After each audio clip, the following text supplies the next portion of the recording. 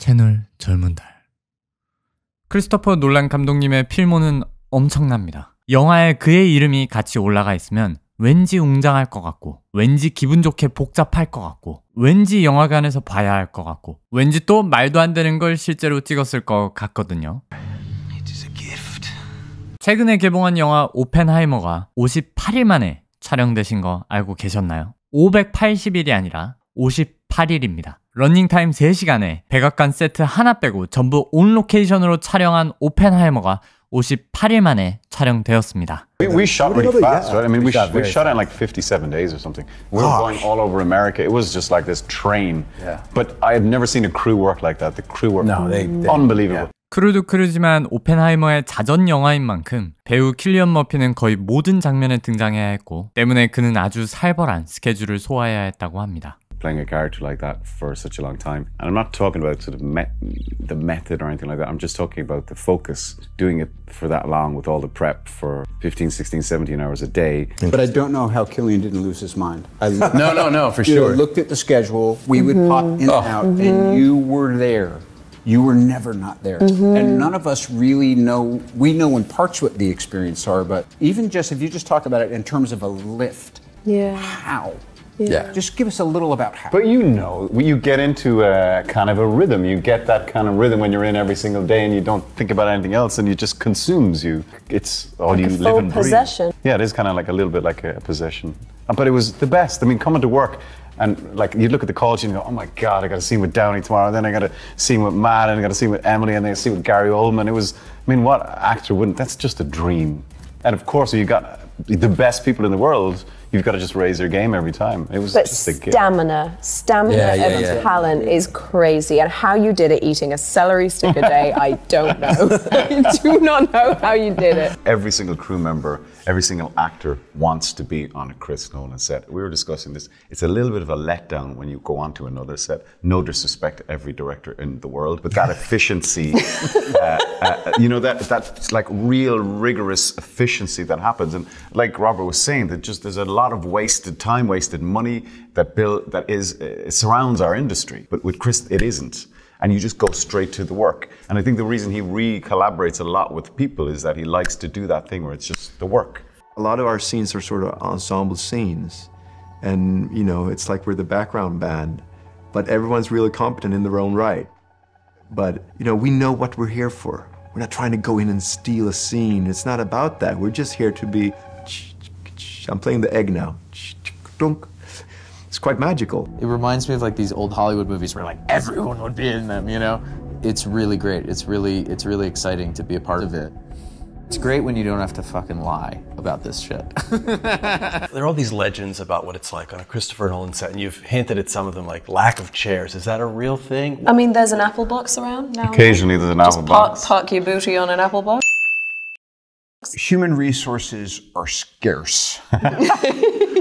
And the idea is that this is a Spartan endeavor. And also I think that Chris, from all the films he's done, he deplores waste. Yes. It feels like an independent film because there's just Chris, there's just one camera, there's the boom mop, and there's the actors. There's no video village. There's none of the sort of trappings of conventional studio, huge movie that you normally expect. So it feels very intimate. Everything is happening in front of the camera. There is no budget for anything that's not happening in front of the camera. Yeah. And we stayed in this hotel that was a bit scary. Oh, what? Yeah, I mean, every penny is reserved for the screen in a Chris Nolan movie. It kind of was like a cell block of little cabins, and I definitely pushed my suitcase against the door. And is that right? Yeah, and like Matt Damon was there, and Josh Hartnett and Dane DeHaan, and I said, like, if you hear me scream, I need all of you to come running. The other thing is, if I see Chris Nolan, I throw my phone. And this is even when we're not shooting. Still to this day. Yes. If you see him, just put your phone down. And he doesn't even really like it when you go to the bathroom, but he understands you have to. Yeah. And I asked him, dude, when do you go? And he goes, 11 a.m. and 6 p.m. And I was like, are you fucking with me? And he drinks so much tea. I know, but it's not a diuretic tea. No, it's not. He won't ask anyone to do anything that he's not 1,000% willing to do himself twice as hard. That's it. I remember we were doing a scene on Dunkirk, scene where my character is found on the bow of this sunken vessel. Yeah. I remember all the Marine guys and all the stunt guys were very unsure about me getting up there. It was very kind of bad weather. And Chris was like, okay, I'll get up there. So he got up there, did it all, and they checked it out with him doing it. And then he was like, okay, put Killian up there then. That's just one example. There's so many of them. Like, he works unbelievably fast, but then when you're actually doing the scenes... You don't feel rushed. You don't feel ever rushed. Yeah. No. And they feel somehow intimate, like Hoyte has this ability to operate this giant IMAX camera and put it on his shoulder. And because you're kind of all sitting around talking, suddenly Hoyte's got the camera up and suddenly the scene's kind of happening. And it doesn't feel like... It's declared in okay, some way. everybody, we're going to do this now. Yeah. It's just kind of, it just starts to happen. I never saw a mark. Oh, no way. Now, sometimes you'll do that because things are hyper-specific and then you have freedom within it. As long as you hit that mark, it's cool. But it was always like, we're not even doing that. Yeah. And that was another kind of surprise from what my projection might have been, you know? Yeah, and then there was no cranes, there was no Steadicam. They kind of stripped it all back to the most kind of basic toys, you know, just mostly dollies, right? And then one camera for most of it. It was just amazing to watch those guys work. But I do agree, the pace of it, like the velocity of it when I saw it was just dizzying and jarring. It was so, it's like this runaway train. And you kind of never want to get in front of it. There's a scene after he doesn't get his appointment. Oh. I'm denied. Yeah? I'm afraid so, sir. All right. All the veneer has to come down. You have to see who's kind of been running the show the whole time. We blocked it, and then it kind of made more sense and he gave me a little more room. And then we did it. And I thought I had it, and I was like, all right, now I'm getting tired. I think we had it. And he goes, we may have it, we may not, but no, I know. I may have got something else in you. And I was like, yeah. No, you don't. I don't. Oh my gosh. And I was like, oh. Anyway, it was one of those things where he was like, I'm sorry, but we didn't come this far for me to let you off the hook. Even if there's nothing left to find, we still have time. I'm not rushing. And by the way, I'm not trying to shoot tomorrow today. I'm just trying to shoot today. So you're fucked until we're done. Until you bring it. No, and it was great. And I feel like it was a big moment of like, I have to break through this inherent, whatever our own lazy meter is, it's in there somewhere. And that's the thing you have to find in a race to grow. I remember at one point I said to Chris, Chris, there appears to be, he appears to speak Dutch here, and I think he's giving a lecture in Dutch here. What are we going to do about that? And Chris said, you mean, what are you going to do about that? De botsing tussen een aantal verdeeltjes en atoom vangen voor verschillende energie in de verbindingsopname in de relatieve. Like I remember the first time we read a scene in front of him, and I was so scared because we both decided to do quite a specific voice for them. I remember finishing the scene, you went, yeah. Great, okay. And that was it. And you're like, oh, thank God, you know. That means I think he really likes it. He's got this incredible, ambitious vision, and yet he doesn't visit any of that on you.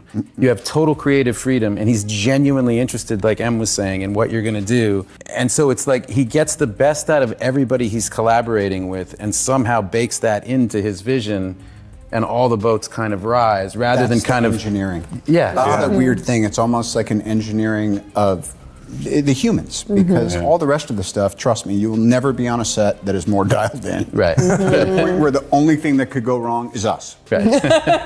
Which is weird, because usually everything else is chaotic, and we're the comet, the eye of the storm. Now hold on now, let's get this master.